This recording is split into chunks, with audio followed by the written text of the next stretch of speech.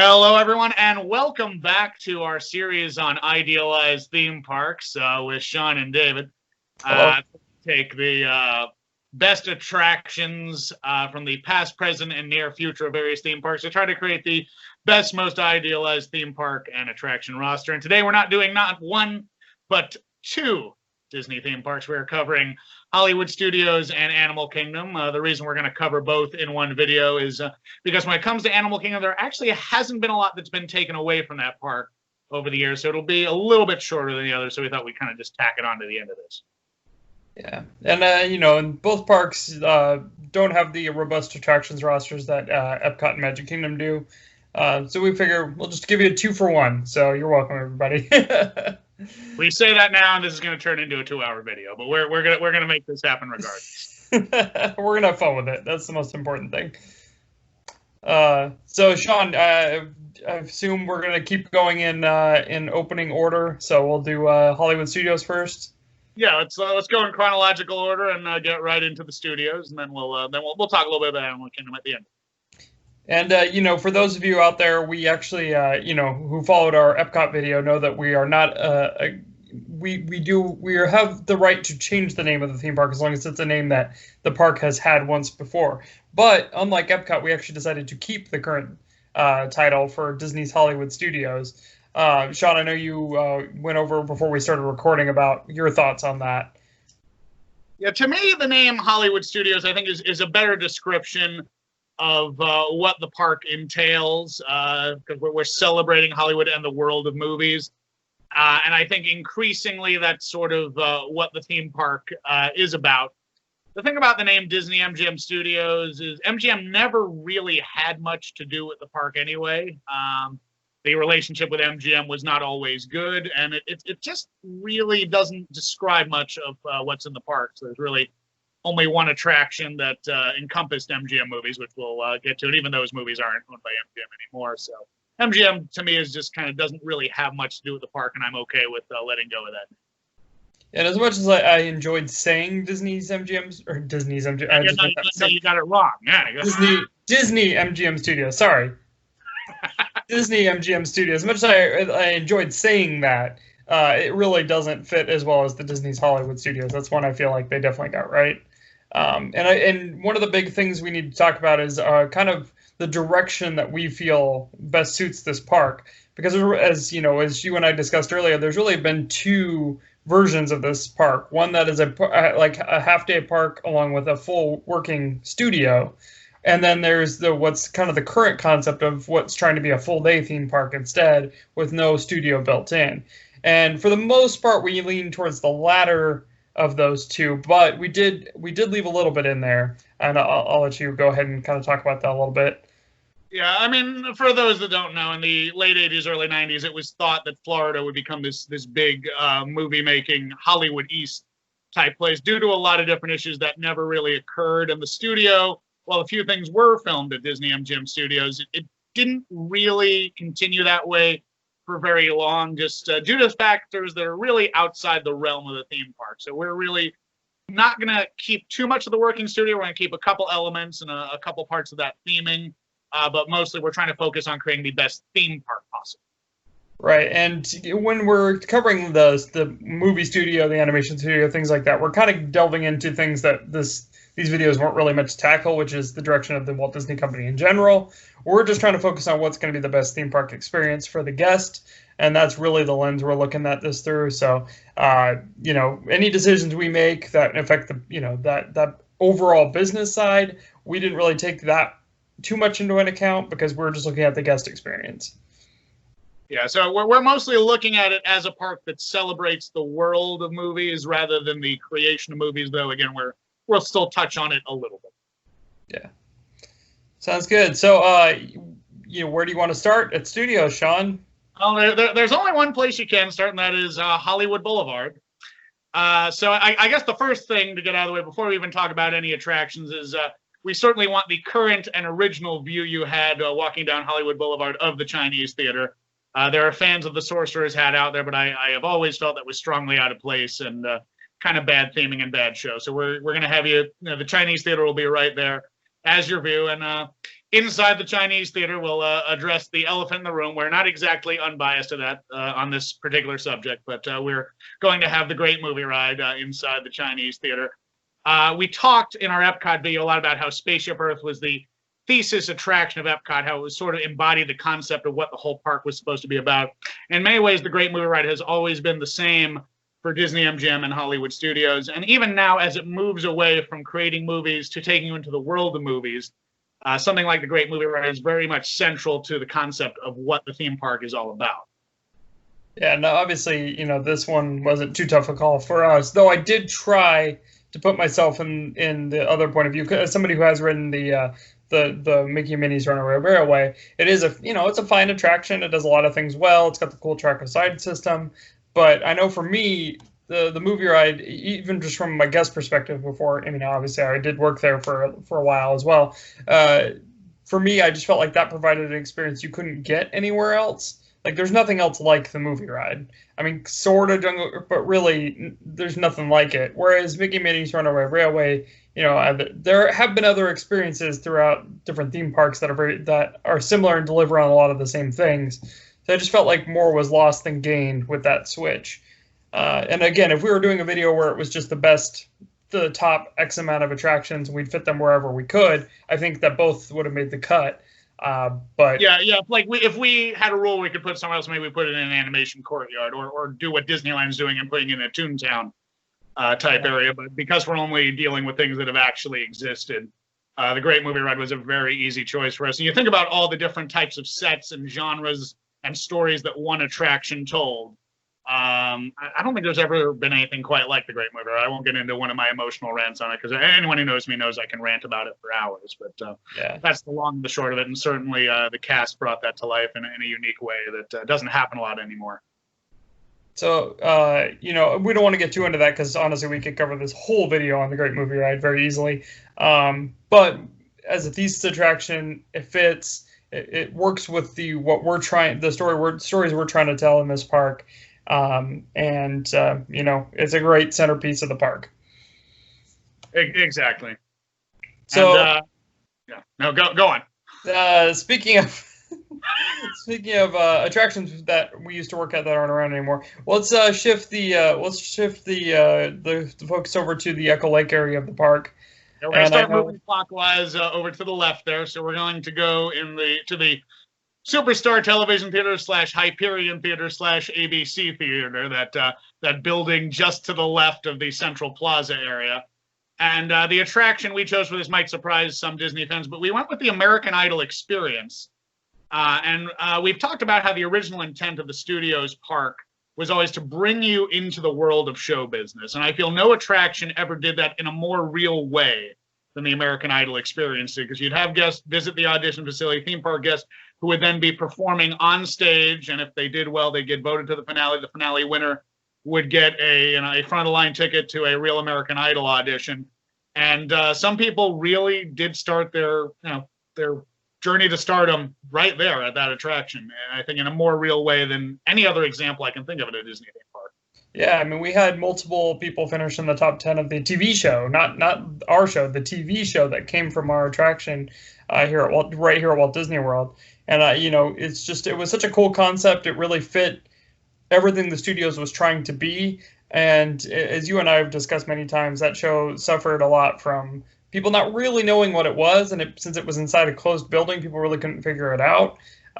So I don't know what we would do to alleviate that in our park, but we would find a way. And we felt like, from a guest perspective, those who went and saw that show always loved it. It was just hard getting people in there to begin with. Because if you weren't a fan of the show, you wouldn't have necessarily checked it out. But I think there was a statistic going around for a while that anyone who actually experienced the show, it raised their intent to return to the park as a whole. It was really something kind of special, and especially what the judges could do, because even if you didn't have the greatest singers in the world, the judges could make the show entertaining. It was just such a unique experience. And every show was different, even though we did hear a few of the same songs just about every day. Oh, for sure.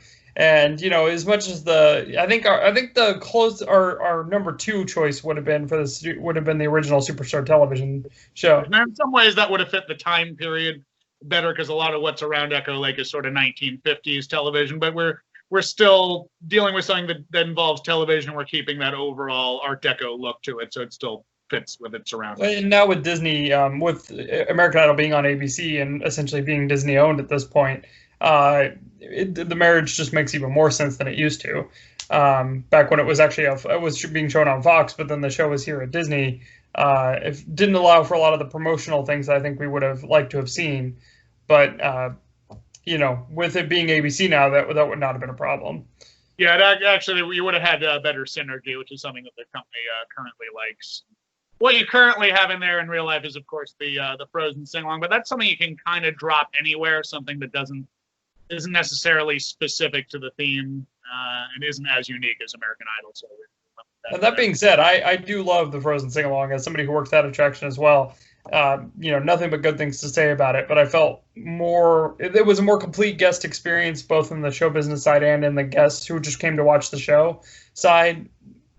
It fits studios better than the Frozen sing-along does, as you kind of mentioned. Yeah. So yeah, this is, certainly if we had another venue to drop the sing-along, and we might find another place for it. But in terms of things that have been in that building, it's American Idol fits. I feel like that one was just the most ambitious and the most and just the best guest experience overall. But again, I'll admit I'm kind of biased. I work that attraction, so. And again, we're giving our opinions, and anyone has different ideas of their idealized studios, certainly leave that in the comments. But I will caution, if you're gonna hate on the American Idol experience and you never saw the show, be honest about that, because most people who saw the show enjoyed it. It was the people who never gave it a shot that had the harshest things to say about it. But I think we've talked enough about American Idol. Yeah, let's move to the next door neighbor, the smaller theater, just over to the left of that one. Yeah, and we went with the Monster Sound Show. Now, some of the other things that have been in there was sound stages with Drew Carey. We had many different movie previews in there. We had the one Saturday morning from the ABC kids back in the late '90s was sort of a brief thing that was in there in between the Monster Sound Show and Drew Carey. Drew Carey, probably not the greatest show in the history of theme parks. If you needed some time in the air conditioning, that was about the best you could say about it. The Monster Sound Show was unique. It allowed guests as well as sort of a spieling cast member to help you create sound effects for what was it? Martin Short and Chevy Chase were in that. Yeah. Sort of kind of comedy horror type film, and it also kind of taught you a little bit about the history of like Foley editing and things like that, especially with the post show. The post show remained kind of the same when it got converted, so you had those little sound booths and things. So again, a little bit more about the early days of movie making and television there, which kind of goes with the theme of where we are. And I just felt like it was the most complete permanent show that's been in there, because everything else in there has been pretty temporary or very just something they can switch out on a moment's notice. I feel like the Monster Sound Show and Drew Carey, it sounds like Drew Carey, are really the only two permanent attractions there. Yeah, Now you had the Path of the Jedi, which is kind of just highlights from Star Wars films. And I think they're running Mickey shorts in there now, or well, not now, but when the park's open, they're showing Mickey shorts to promote the Runaway Railway and familiarize people with those versions of the characters. So these are just kind of easy things that you could just as easily watch at home. So I don't think it's the best thing to utilize your theme park space for, if you can put a more permanent attraction, a more unique attraction in there. Absolutely. Well, I mean, across the way, speaking of attractions, or speaking of long-running attractions, the Indiana Jones Epic Stunt Spectacular, I think, is the direction we went in the Epic Theater. Which is basically what's ran there the entire time, and it's a great show. And despite the fact that it's over 30 years old now, people still love it. I still love going to see it. The audience participation factor. I got chosen for the death scene 3 times, not to tell an old family secret. I got chosen to die. Yeah, but I have a lot of good memories with it, and the show remains fresh despite being the same for as long as it has. Right, and the cast there are amazing. They do a fantastic job. The stunt, the stunt crews, the Indies, the Marians, they all do a wonderful job. And that one's just become a great staple of the park, and it's great to have an Indiana Jones presence. I think obviously if we were going to do if we could put anything in there, we would put probably the attraction from Disneyland, the Indiana Jones attraction. But since the purpose of this is only attractions that have been there, Indiana Jones was an easy choice because there was a short-lived stunt show before that one in that theater. I'll be honest, I didn't even know that. Yeah, that's from what I understand. That's why it's called the Epic Theater, because there was a different stunt show, the Epic, that was called the Epic Stunt Show that was in that theater. It wasn't around too long before Indiana Jones replaced it. Yeah, I think Indy was, I think, in technical rehearsals within a month or two, so it must have been very temporary.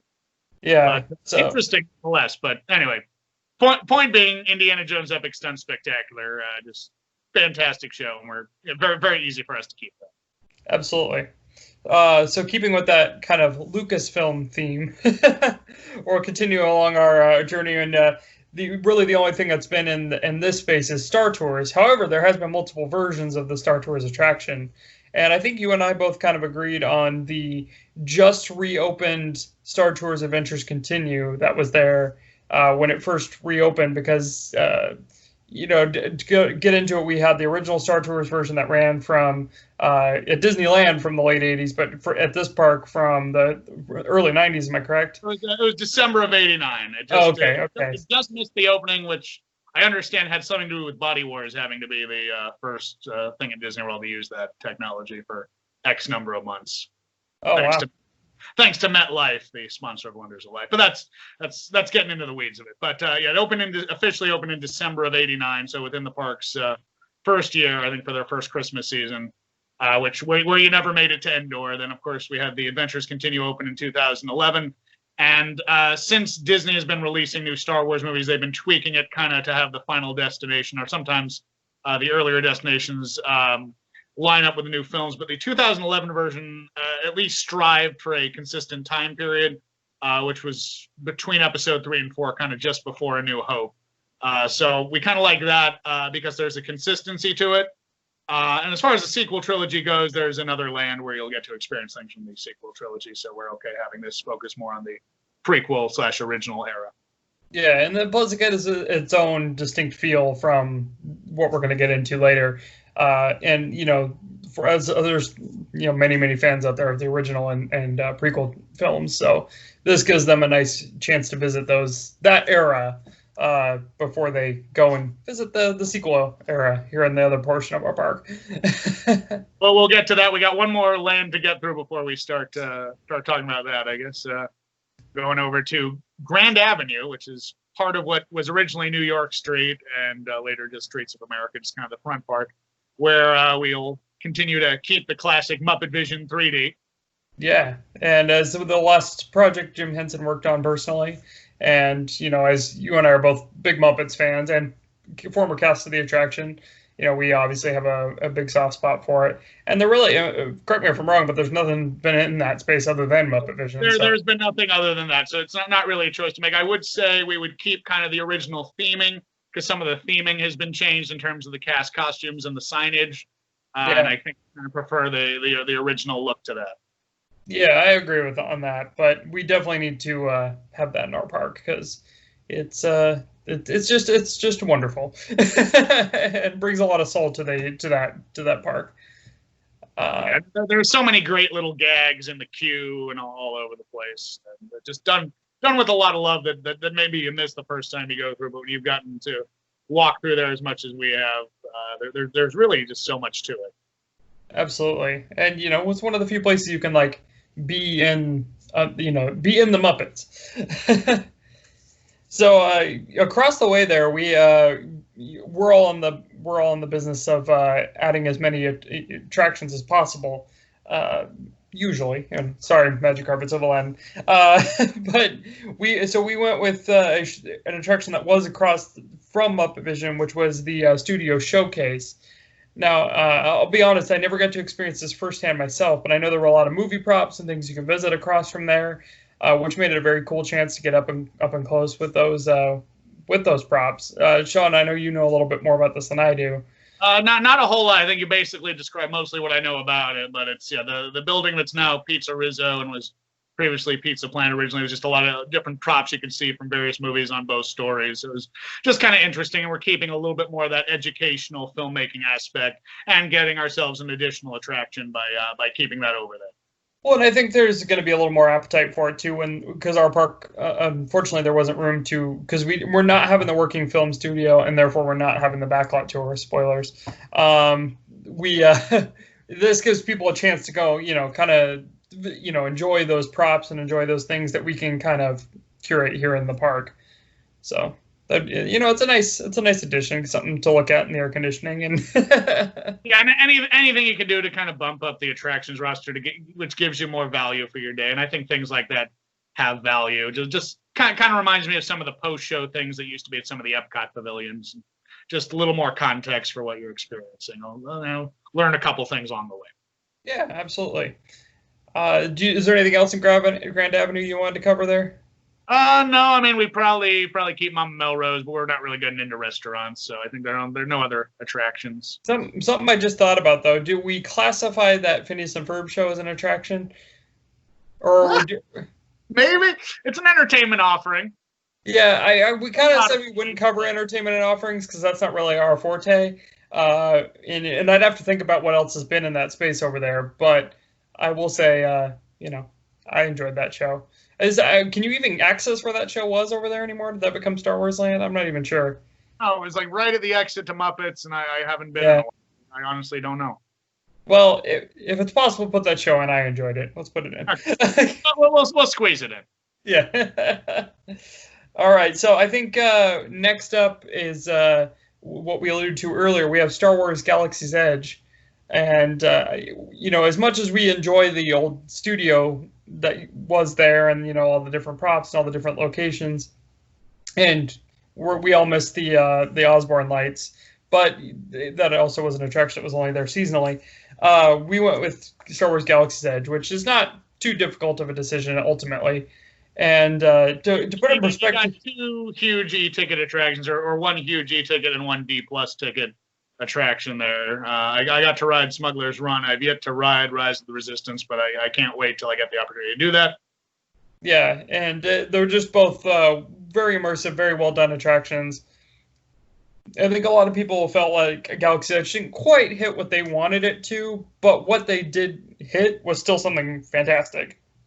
I mean, yeah, it's just very immersive. Spectacular world to roam around in, and just see what they've created in the world building they've done, and it's really cool. I mean, we could do a whole separate video on the choices they made with Galaxy's Edge, should they have gone with a different location. But regardless of what you think of that, I think it's hard to argue that what they put up there is high quality. Oh, absolutely! Just masterful work by the Imagineers and everybody involved in that project. So happy to have it in our park. Happy to expand that attraction roster. Happy to have more Star Wars in our park. So I mean, yeah, there's once we've decided we're going with Galaxy's Edge versus the backlot, there's not too much more to discuss there. Obviously, we're also losing Lights Motors Action by doing this, but I think I think it's probably worthy sacrifice in that particular case, and especially if we're not going to have a functional working studio. Yeah, because I think Lights Motors Action worked under the idea that it was a working studio, kind of like, we're going to show you how this works. But since that's not the thesis we went with, Galaxy. Yeah, though we're still doing a little bit of it towards the front of the park. Yeah, to have some of that in there as well. But I think what we're doing is fairly cohesive. I think so. So, is there anything else you want to cover on Galaxy's Edge, or you? No, I think we're gonna move right along, and we're also gonna have Toy Story Land, because if we're not gonna have half a backlot tour that goes by two bungalows. So we'll have Toy Story Midway Mania, Slinky Dog Dash, and Alien Swirling Saucers. I hope I said that right. Yeah, I think you did. I think you and I are both kind of under the agreement that yes, this portion of the park probably wasn't. It doesn't look as good theming wise compared to Galaxy's Edge does, but they still did a good job. It's still the best thing that's been there, and still, and it increases the capacity of the park, which is something that is sorely needed. So I think on those levels it succeeds, even though it adds out the attraction roster, and I think that's all it's ever intended to do. But and if we were Imagineering, we might Imagineer something else there. But if we're going with what's there and not having half of a backlot tour, fairly easy to say, yeah, we'll have those additional attractions, which are fairly crowd pleasing. Yeah, and I think correct me if I'm wrong, but I think the response from the guests for Toy Story Land has actually been probably more than they even expected. Because every time I go over there, all three of those attractions always have very long lines, and always seem to be very popular. I feel like that's true of anything new, though. I mean, I feel like of the new things that have opened recently, it's probably not at the top of the list, but I think that's to be expected. And who's going to say no to having an extra roller coaster? Absolutely. So, obviously we got Toy Story Land, and then coming back, is there anything else you wanted to kind of cover on Toy Story Land? No, I think we're going over the attractions, and those were the three attractions. Obviously, we'll have current entrance to Toy Story Mania with the 3-track design now, using both of those old sound stages.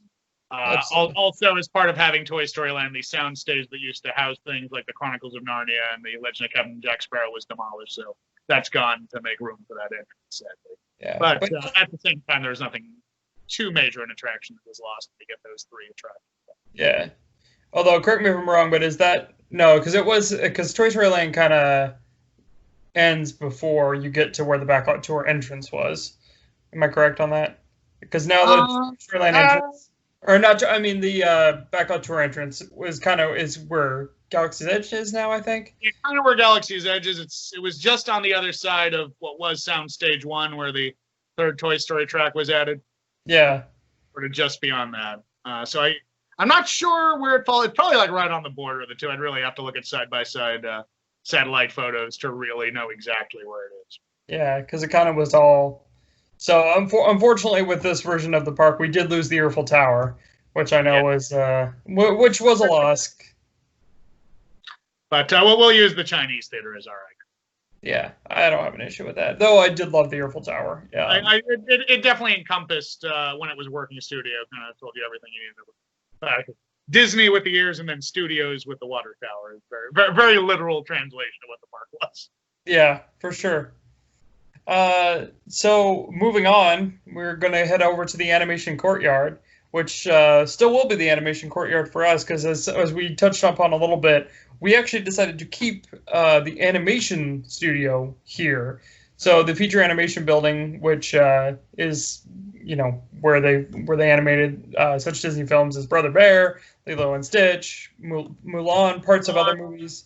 Yeah. Mulan is maybe the best known one, and they also animated those animated portions of the old Circle of Life film for Epcot over there too, among lots of other projects that they've done. So we felt, and I know you kind of touched on this before we started recording, but you've kind of felt that we kind of felt that the animation studio is something that Disney was kind of more in control of, and it's something a little more isolated than than what you need to have a full working movie studio. So we felt like the animation studio could still exist in that space, and therefore have the tour of the animation studio still exist in that space for our guests.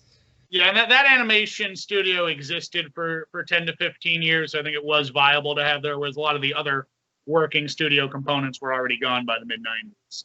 So we felt that it was viable and unique, and a great experience. And unfortunately, I never actually got to experience as it was. We're not talking about how it was just before launch day. We're talking about how it was from about 1989 to I don't know the exact year, but around 2004, 2005. Yeah, when it was still fully functional animation studio. The feature animation building, the building is still there. Obviously, it's not used for animation anymore. It's just offices, but the building is still right behind where the attraction was. And it was just a very cool experience for guests to get to see. I was fortunate enough to get to do it. A lot of, get to peek in on the animators doing their thing. And it was just very, very cool. And it was cool to see like some of your favorite animated films being animated right there, right in front of you. Which is a neat experience that unfortunately we lost to time. But and one of my biggest regrets is it was open on my first trip in 2000, and I think the line didn't move for a while, and we got out of line. By my next trip in 2005, it was gone. So I wish I'd gotten to experience that, and I feel like it's something that Disney could still make work to one degree or another. Obviously, you probably wouldn't see people hand drawing things as much; it'd be more computers. But I think you could still make the tour work that way.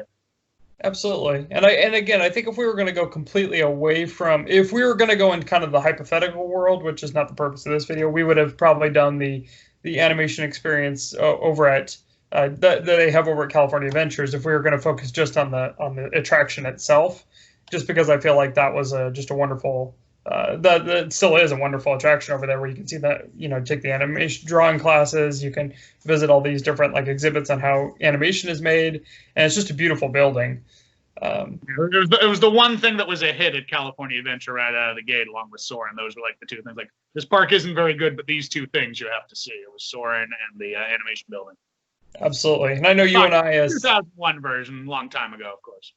And as you and I, who were frequent visitors to the original DCA as annual pass holders at the time, we have a soft spot for that park, but only kind of as a place to cool down and get out of the crowded Disneyland. That was a different kind of place. I have fond memories of it, but I also acknowledge that in many ways it wasn't very good. Yeah, same. But anyways, that's getting off topic. Anyway, while we're in the animation courtyard, we're gonna keep One Man's Dream. Kind of as it was a few years ago, where the entire exhibit focused on Walt Disney. Now you kind of have parts of it are sometimes used for meet and greet. Sometimes they're promoting the latest film. We want to definitely have that entire Walt Disney exhibit from 2001 in there. Yeah, and Walt Disney. What more can you say? He's founder of not only of the Disney parks, but also, of course, did the Disney animation. And is this being in the animation courtyard, I feel like it's a great fit. Let's kind of meet the guy who started all of this. And I agree. And you have things like the multi-plane camera and things that deal with the development of animation. So it's very, very much kind of a part of that story. Although Walt did so many other things in his life as well. For sure. So in that same courtyard, we also put in the Voyage of the Little Mermaid. And as far as I know, that's the only thing that's occupied that space. Actually, it's not. The theater was used for a couple other things. The only other thing I know about is for a while they had a show called Here Come the Muppets. Oh, that's right. I had forgotten that was in that space. Yeah, I knew that show existed. People like face like rubberhead characters of the Muppets. Like, so they're like this Kermit with on top of a guy's head with a head that size in there. So that was a unique show, but we feel like we've covered the Muppets in the other portion of the park, and Voyage of the Little Mermaid still a great show. Yeah, and as the the movie that kind of kicked off the Renaissance era of Disney animation, it's a great fit for our animation courtyard to be there. Now, I will insist on having the something close to the original version of the show, because I know several show scenes have been condensed or cut over the years. So obviously we'd want the more full experience. And we'd have to go back and look at tape to know exactly where different decisions were made on cutting certain things and what worked the best. But I remember it just being a lot more robust when I was a kid, and I'm pretty sure YouTube will back me up on that. And certainly we want to have the best version of the show possible. So in our animation courtyard, across the courtyard there, we have what has been primarily a lot of the Disney Junior, Playhouse Disney, those kinds of shows there. But before all of that, it was actually the catwalk. I know the catwalk bar was up there. Was there a different name for the restaurant, or for the? I think it was the soundstage restaurant on the bottom floor, and then the catwalk bar on the top floor. Yeah, and I feel like I know we've kind of preached attractions, but given that ready for the contradiction. Yes, and again, we've never been the audience for the very young Disney fan and what goes in there. So I know you and I, it was pretty easy choice to go with the restaurant and bar in that space instead. Yeah, and the soundstage got changed out from with props from whatever the latest thing was. So they give you reasons to come back.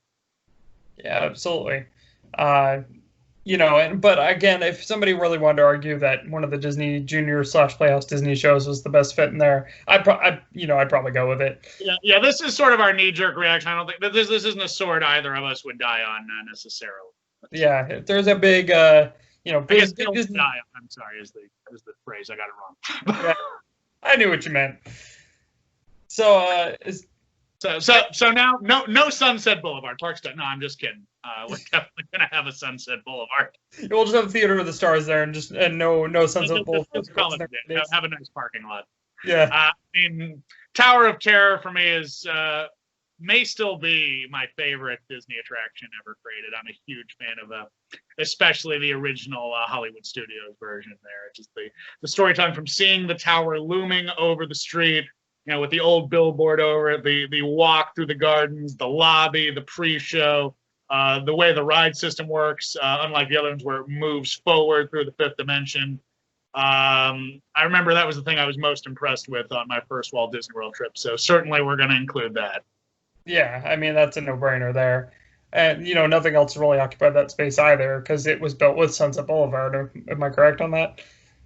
Yeah, it was always Sunset Boulevard. It was a parking lot, and I think the Theater of the Stars was where the entrance to the street was. I always will just keep its current location. So I guess we would have Rock and Roller Coaster, though I would probably insist on our park maps that it's listed as like the G-Force Records area rather than as part of Sunset Boulevard, because the rest of Sunset Boulevard is all kind of stuck in the 40s. Yeah. And the 90s. I know there's like a workaround story that somehow makes that work, but for me, just consider it a different themed area, and it's fine. Yeah, but I do love the attraction, and it's a wonderful roller coaster. It's cool in the dark. It's always a big hit whenever I can ride it. So I mean, we definitely keep it in the park. It's a great attraction, even though you're right, it kind of doesn't really fit with the rest of Sunset Boulevard. I got a pitch for you to update it. Adele's Emotional Roller Coaster. Well, you don't want the Jonas Brothers and Miley Cyrus? Remember that rumor? I don't know. Yeah, I remember that. It's only ever been how it is, so we'll keep it as is. Yeah. Sorry, Studios cast who wanted the parking lot back. Well, look, we won't make you park at Epcot. That's a whole other story, though. Yeah. Speaking of the Theater of the Stars, I think we decided on Beauty and the Beast live on stage to be in that space. Though I'm not sure. That's the only, I think that predates the theater even being moved. Like, the Beauty and the Beast show was playing when it was still down at the other end of the street. I know a few other things were probably there in the very early days, probably the first year or two. Right. But given that nothing else has really been kind of a permanent attraction there, it was an easy choice just to keep it. Plus, Beauty and the Beast is still classic. People still love it. Really no reason to get rid of it. For $1 playing the pre-show for anyone who remembers them. Oh yeah, they were awesome, or still are awesome. They may still be performing. I don't know. I was tracking them, but we want them back. Yeah, for sure. And I think another easy choice was Fantasmic because there's really nothing else that's been over there. Yeah, and who doesn't love Fantasmic? I mean, it's a great show. Arguments over the Disneyland one being the better version aside, even a lower version of Fantasmic is still a great show. And I will admit, as somebody who is very passionate about the Disneyland version, at least the original Disneyland version was the superior show. I do appreciate having a theater to sit down and not on the streets of New Orleans Square. as someone who did crowd control for the Disneyland version, I will agree with you there as well. So logistically, at least, it's nice having that big old theater. And then I know you right before we started filming, you were kind of touching on the Sunset Showcase. Yeah, well, might as well have it over there, even if it's, even though I've broken my own rule by putting it in the Rock and Roller Coaster G-Force Records section. There's no reason not to have a venue there. Yeah, and then again, the only thing that's been there before was Cast Parking Lot. So again, sorry, Sunset Cast. Maybe we can find a spot for the Frozen sing-along over there somehow. We'd have to rework it. Yeah, but it has never been there. The only other place it's been is Premiere. I'm just saying for future planning, once the theme park. Oh, yes. And you and I may do a video one day on where we can include proposed things or moving things to other suitable venues, and I'm sure you and I would have a lot of fun with that. Along with that'd be a ton of fun. There's so many lost concepts out there that are really interesting and fun to think about. And then our own ideas also thrown in there could be fun. And all three people that would watch it, I'm sure, would enjoy it too. You, me, and our parents. Yeah, pretty much. So we said we were going to have Fantasmic. We'll also have the original Sorcery in the Sky fireworks show as well, and that'll kind of round out the park, unless I forgot something. I can't think of anything. I know with always the tough thing about putting in the fireworks show on top of the Chinese theater is that we have to close a lot of the attractions in that area every night when we show the fireworks. So we'd probably try to shoot them off right Yeah, at right we at do for closing the time. current, Star Wars show, but thematically, we'd want something like Sorcery in the Sky. Yeah, because it kind of encompassed all movies, and I think there was even a Star Wars portion in there, if I'm remembering correctly. But it's been a little while since I've listened to or watched it. So, but either way, I feel like this is an exciting studios park that I would want to visit. Yeah, no, I'd spend a ton of time there, and I think it's keeping some of the best parts of the history while including some of the newest, most popular things that have recently. Yeah, what's kind of a shame though is we're so close to having this version of the park. Had they just kept Movie Ride, we could have really had that thesis attraction tying it all together. For me, because they have done a good job with a lot of stuff, but I think they sort of abandoned the central thesis, which again to me works even better now as the park celebrates, going into the world of movies. Like having Great Movie Ride at the center of that would be still, I think, even more perfect than it originally was. Absolutely. But we're not paid the big bucks to make those decisions. We're just here to make YouTube videos with a small audience. Well, I'm glad you're being paid for something. Yeah, no, I'm not. All right, let's move on. So we're going to cover Animal Kingdom, and again, this will probably be a shorter conversation, just because not too much was really taken out. There've been a couple of things that have been taken out. We'll touch on those, but it'll be not too much different from the park you see over there today, I think. Yeah, and again, this is why we didn't feel like the Animal Kingdom deserves its own video, because really we'd be wasting your time, because most of the attractions roster hasn't changed. There hasn't been too many controversial decisions. It's not a great park. It's just there's been less in terms of what's been taken out and replaced. Absolutely. So we'll go ahead and just get started on this one. As you come in, the first place you go is to Discovery Island, which actually had a different name. Oh, and again, Disney's Animal Kingdom has always been the names. There was no real controversy there, which I think is the only park that never had a name change. Am I correct on that? At Disney World? Because Magic Kingdom never had a formal name. In terms of semantics, I think it may have been called Magic Kingdom at Walt Disney World, or Walt Disney World Magic Kingdom, or Magic Kingdom Park. But those are mostly semantics. I think it's always been the Magic Kingdom, but that's depends on who you talk to on that one. Yeah. Well, okay. Well, still, Animal Kingdom is at least tied for the fewest name changes with 0. So, and the first place in there is Discovery Island, which I know was actually not the original name for that portion of the park. I can't recall offhand what it was. Safari Village. Yeah, so... confused people because the Kilimanjaro Safari was not there. And exactly, and then when they actually closed the Discovery Island attraction in the, near Fort Wilderness and all that, they actually gave Discovery Island name to that portion of the park as kind of an homage, which is very cool.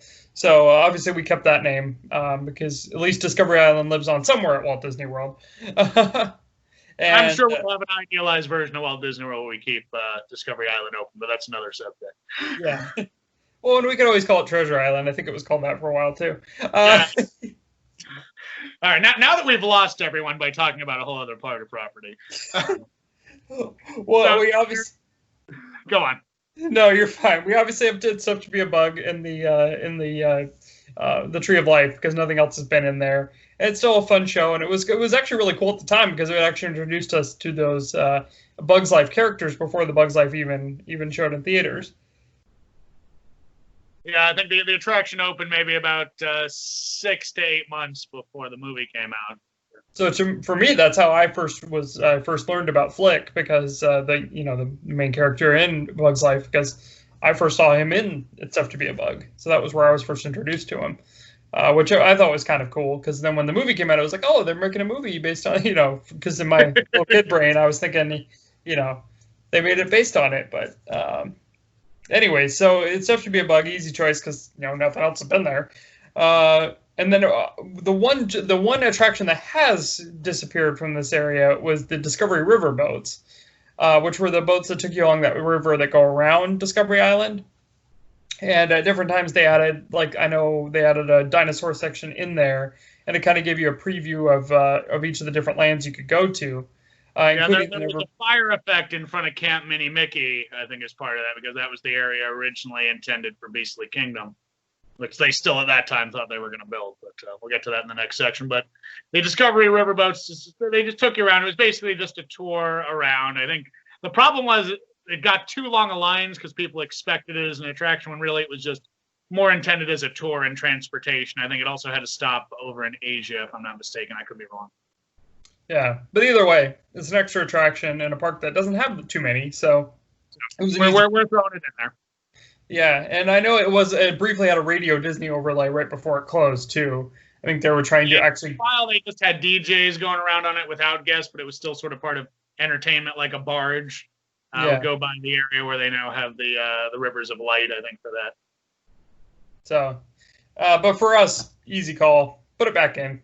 Put it back in. We're always going to take an attraction over no attraction, or almost always. Yeah, just about. I think there's two examples where we didn't. But, and then speaking of Camp Mini Mickey, if I'm correct, that's our next section. We decided to go with obviously the Pandora area of the park because we felt, though Camp Mini Mickey has its fans and it was, a little charming area of the park when the park opened, it was always meant to be a placeholder until they could put something permanent in there, which at the time we thought was going to be Beasts of Kingdom, but it ended up being the Pandora area of the park with Flight of Passage and the Navi River Journey.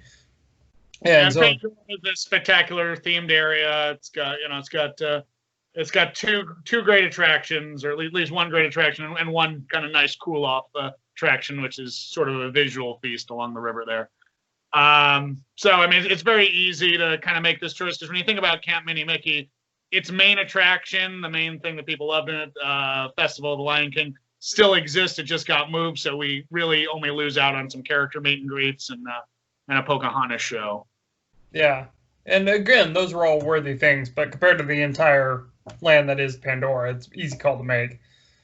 Is there anything else you wanted to cover on Pandora, or are you ready to move on to? No, I mean, obviously, if we could do unrealized concepts, you and I might be having a discussion about Beastly Kingdom, but because we're trying to stick with things that have actually existed, it's pretty easy. I'm not crazy about lands that are all based on one IP, even though we've done a couple over at studios. But to me, Pandora, kind of the theme of Avatar of conservation and sort of bonding with nature, I think to me very much does fit Animal Kingdom. I know there's definitely a lot of argument over that, and I think you can make the argument either way. But to me, it's never been as out of place as I think some people have found it to be.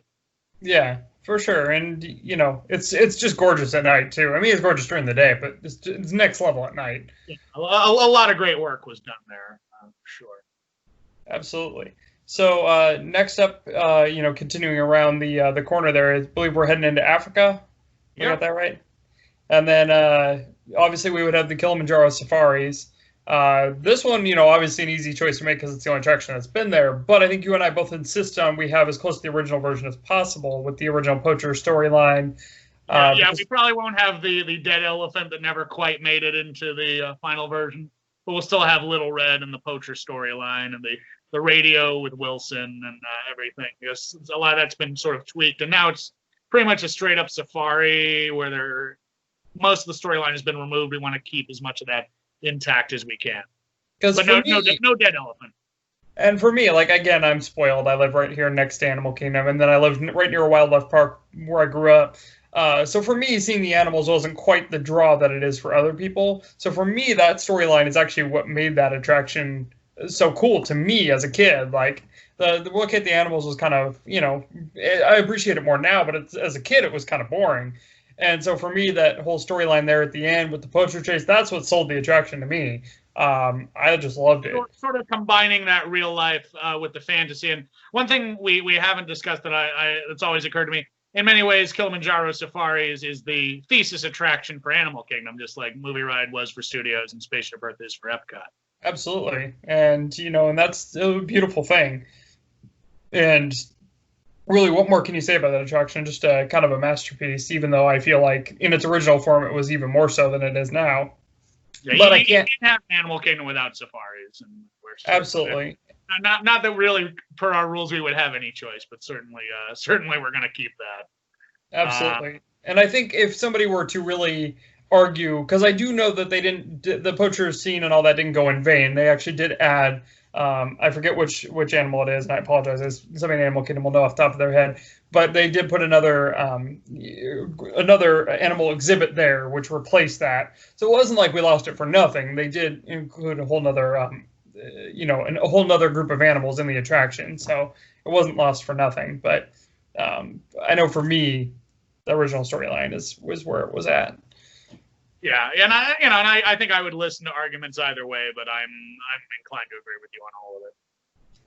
So continuing in Africa, speaking of the Festival of the Lion King, we still get to have that in our Africa, because we're going to have it in its new location rather than its original location in Camp Mini Mickey, which show that, I mean, as people study the history on it, was really just old parade floats at the beginning.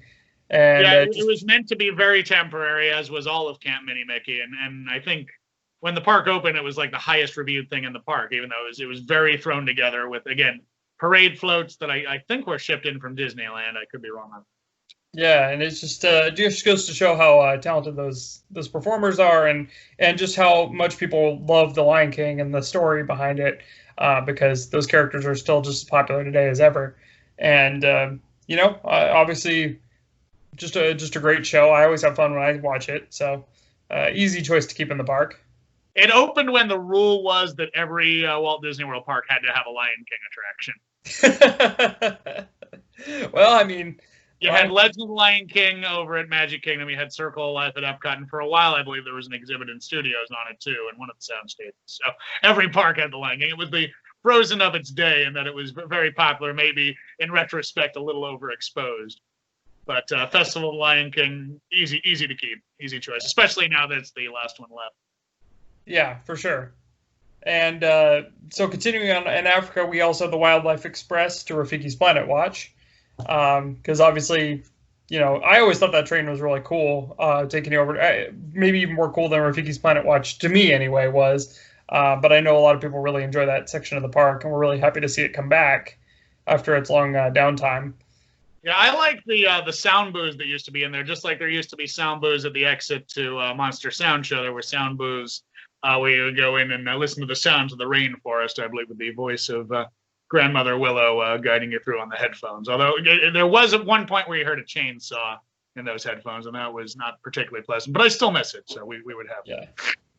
Absolutely. And really, nothing else has been there, so there's really no reason to change anything there. But great attraction, and it's a cool use of, because trains were a big part of Walt's, experience, and that's why every Magic Kingdom style park has a train, or just about every Magic Kingdom style park has a train. And, it's cool to have another one in the Animal Kingdom as well. You get a little behind the scenes, and again, a little bit more of the educational aspect. So, kind of underappreciated, Jim. Plus the petting zoo for those who enjoy that. Yeah, for sure. Especially since we lost our, well, that's for another time. I was going to say, at Disneyland, they lost the petting zoo there. So it's still cool that there's one at a Disney park. And certainly in a place about animals, that's something you want to have, especially for the kids. Yeah, for sure. And I think the last thing in Africa, though, is the Gorilla Falls Exploration Trail, which, again, I don't think there's been anything else in that space. And for me, I always thought the trails were kind of a really cool part of Animal Kingdom. A nice little walk and get to see different animals in their habitats, and Gorilla Falls being no exception. Do you have any thoughts on that one, Sean? No, other than continuing to reiterate what you said, and obviously it's an important part of what the park does, an important part of what you can experience there, and there's nothing, no alternative to replace it with. So again, that's pretty much the story of 90% of Animal Kingdom that we're going over, which is why we're kind of tagging it at the end of our studios. For sure. So moving on from Africa to Asia, we're just continent hopping. I can talk. We have the. I'm gonna get you a T-shirt that says "continent humping." I don't know what it means, but I kind of like it. We'll find out. We have the. And again, this is one we kind of discussed before the video, because there is a new version of Flights of Wonder, which neither of us have seen. So when and to be fair, when we made this list, it was before it had opened, because we did this a little while back. I don't think we even knew the show was changing when we made the list. Yeah, to be fair, so we have the original version of Flights of Wonder. However, we are open to dialogue on the new version. If somebody's really passionate about it, please tell us, comment, call us, shout at us angrily, whatever you need to do. Let us know. And I do intend on seeing the new show after the parks reopen, whenever we're allowed back in. So I do too. My knee-jerk reaction is to say it's just the Up IP is something you don't necessarily need in there, and it was kind of worked better as it was. But I'm willing to have my mind changed, and I hope to get to see the new version of the show.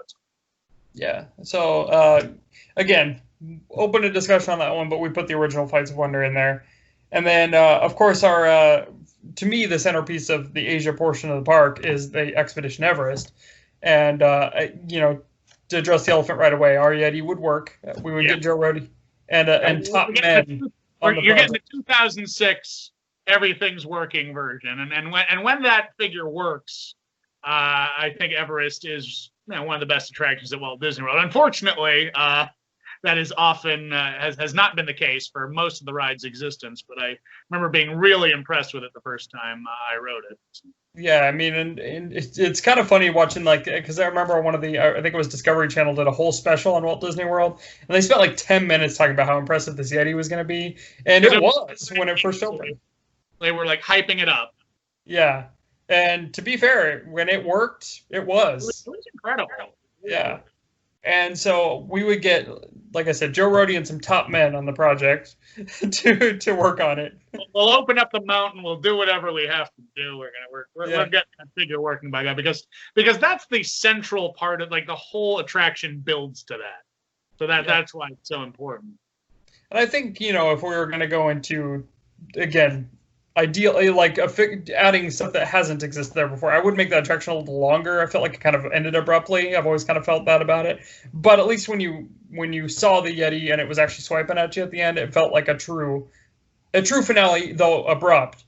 It felt like a true finale, and it's still one of my favorite attractions that Disney's ever built, and easily my favorite attraction that or Dinosaur at Animal Kingdom. So. I do love it, but I'd be lying if I said I wasn't bothered by the Yeti each time, even though obviously I know the situation. Yeah, for sure. But still, Everest, love it. One of my favorites. And pretty much, if I'm correct, it's like our last major e-ticket that wasn't tied to an IP, at least in the U.S. Yeah, I think certainly for Walt Disney World, if someone can come up with a counterexample, let us know. There maybe been some updates to attractions, but certainly the last major attraction added. Yeah, I know, like Mystic Manor at Hong Kong kind of is the most recent Disney anywhere. Yeah, and so is Grizzly Gulch. And I think there are some aspects of Shanghai that don't have IPs attached also. But in terms of things being added to the parks here, it's one of the last examples. Yeah. So, on those merits alone, you gotta love how ambitious that attraction is, and it's just everything I'd want in my Animal Kingdom park. And so, continuing in Asia, we also have the Kali River Rapids, which again, very underrated attraction. I always enjoy it. I enjoy our trips on that late at night. Sometimes, like, doing that in the dark is fun if you're brave. Yeah, and I it's kind of a shame this doesn't exist anymore, though it was the right thing to do. Back when that park was never open at night, or it was very rarely open at night, because there was a period of time, before Pandora, really, as they were ramping up for Pandora being opening, that park was never meant to be a nighttime park. So the rare times you could go when it was dark out, usually around Thanksgiving and the holidays, after daylight savings time ended, riding Kali River Rapids, because it really didn't have any nighttime lighting, in the dark was it was amazing. It was very trippy, very surreal, and something I wish I could do again. But it's probably for the it's better for the park that I can't, because now it means the park's open at night. But we have some great memories together with some of our other friends there. When I think of Kali River Rapids, I think about that. Absolutely, and obviously very well themed for what it is, and obviously an attraction that's easy to keep in the park, as it replaced nothing. Same with it's that same motif. Of course, we're keeping it because the alternative is nothing. So. Yeah, same for our next one, which is the Maharaja Jungle Trek, which again, one of those cool trails that the Animal Kingdom has and specializes in. And nothing else it didn't replace anything. Nothing else replaced it. Easy choice to continue in our Asia portion of the park. Do you have any thoughts on Asia or Maharaja before we continue on? No, I think we can move on to the final land, which is Dino Land USA. Yeah, and for that one, I know you and I obviously, and it's also an easy choice because it's the only thing that's been there. But a lot of people may not know is that the attraction now known as Dinosaur actually had a different name and was a slightly different variation of the attraction when it was called Countdown to Extinction, which was the original name for the attraction. And instead of and there was obviously no clips from the dinosaur animated movie in it at the beginning, and you and I both agreed that would be our version of the attraction that would be there. Yeah, it was a little bit more thrilling, and there were a few more effects to it. I think things like the pterodactyl gliding at you, and some of the little dinosaurs. I think the compies jumping around, like those effects still worked when it was Countdown to Extinction, and the profile of the ride movement was a little bit rougher, made it a little bit more of a thrill ride. Yeah, and so again, wonderful attraction, opening day attraction, but I think the original version, the Countdown to Extinction version, was the version we want in our park.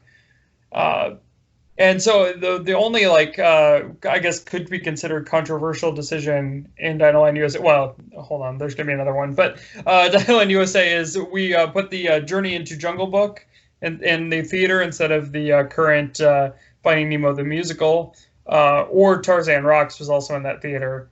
So there's been some quality attractions, but I think you and I both kind of gravitated towards the Jungle Book show. Yeah, I think we'd still have like the current indoor version of the theater because it was originally an outdoor theater, but we'd use the original Jungle Book show just to kind of, because Jungle Book really fits Animal Kingdom a little bit more than Finding Nemo does. Not that Finding Nemo is terribly out of place. It's all out of place in Dino Land, frankly, but not much to do there.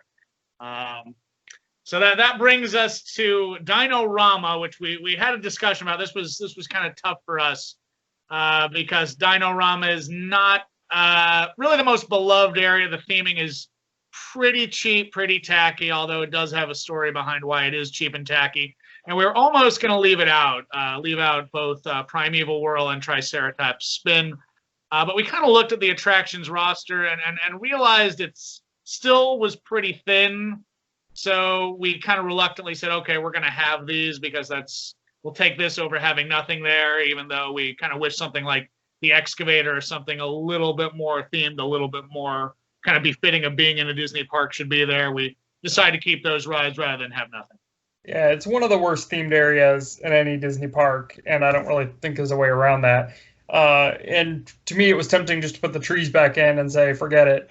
But when you're looking at the attraction roster and you look how thin it is, it's just, like you said, you can't really justify keeping it out as much as, their temptation is there to do so. So it's there. Like so that's our blight on. I think the biggest problem with Dino-Rama is that Animal Kingdom as a whole is probably the best themed, most immersive park as you go, and each area is so good, and that's like the one glaring part where it doesn't. But it'll be there nonetheless. Someday we'll replace it with something, but for now, our only options are what has been there. We're going to keep. Yeah, and so the only other World sometimes I enjoy it. Yeah, and again, the attractions themselves aren't necessarily bad. It's just the theming in that area is so awful, and I don't know. The only other attraction that we have left in Dino Land is the Boneyard, which obviously nothing else was ever there. Which, if any of you watching don't know what that is, it's the little play area which themed like an excavation site where you're digging up dinosaur bones and things like that. And since it was an opening day attraction and it's still there, we really wouldn't even have the choice to get rid of it even if we wanted to. So obviously it's included in our version of the park. And fun area for kids, and it does fit the theme. So I can't have too many negative things to say about it. Yeah. I can't say I've spent a lot of time on it, but yeah, I like walking by it. It all looks good. Yeah, it well helps to tell the story of the area. So maybe I'm just a little jealous that I didn't get to be a kid and enjoy it. So I think you and I were just slightly above the recommended age bracket around the time it opened. Yeah, but still, it fits. easy choice to keep in, especially with the attraction roster being what it is. And if I'm not mistaken, that is everything we have at Animal Kingdom. Yeah, that takes us all around. I'll admit I have not seen Rivers of Light and the various nighttime shows, so I don't really know what I would put there. But I would have it as opposed to not have it. Yeah, and for that one, nighttime spectaculars are kind of a new advent to Animal Kingdom. So Rivers of Light's really the only one they've had, and they have the little projection shows on the Tree of Life, which are cool. So really, everything that's there, I don't see any reason to get rid of. So we'd have it all in our park. We would probably keep the original. Sorry? I think that pretty much covers it. Yeah. I didn't mean to interrupt you because I thought you were done there. I apologize. No, I was gonna say the original. We'd probably have the original version of Rivers of Light with the actual actors and actresses out there rather than the projections. But that was pretty much a minor change. But obviously, if we can have a real person out there instead, that's definitely better. That infinitely just adds something to it. Makes it a better show. Yeah, and I won't say it's the strongest nighttime show. In fact, it's probably one of the weakest. But since it's the strongest Animal Kingdom's ever had, and at least it's something, there's really no reason to not have it in our park. That's right. We keep trying to bolster up that roster, so we'll both bolster up the roster. Yeah, for sure. So I think that pretty much covers it. Sean, any final thoughts? No, I think we covered it all pretty well. We've now covered all of the Walt Disney World theme parks. Maybe if we wind up doing any more of these, we'll head west out to California and talk a little bit about those. Certainly, Disneyland has an over 60-year history now, so that would be a challenge. And then, of course, California Adventure might be interesting to look at as well. So maybe we'll get those to you in the future. But if not, we have wrapped up our series on Walt Disney World. This was a ton of fun. Yeah, for sure. I had a great time doing it. And, if you want to see us do this with Disneyland, please comment. Let us know. Keep us going. Yeah, let us know if you're interested. I mean, we might do it anyway just for our own amusement, but certainly if we know people are interested, that'll encourage us to do it more. But for anyone who's actually sat really any one of these long videos, really appreciate it. And hope you had some fun. And if you have any thoughts, whether you agree or disagree with our decisions, we would just love to hear that and see that discussion. Absolutely. So thanks for watching, everybody. So long, suckers.